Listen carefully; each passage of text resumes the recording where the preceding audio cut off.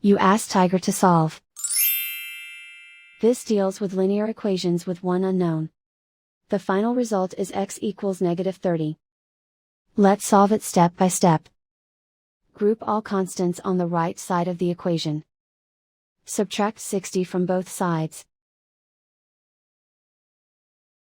Simplify the arithmetic.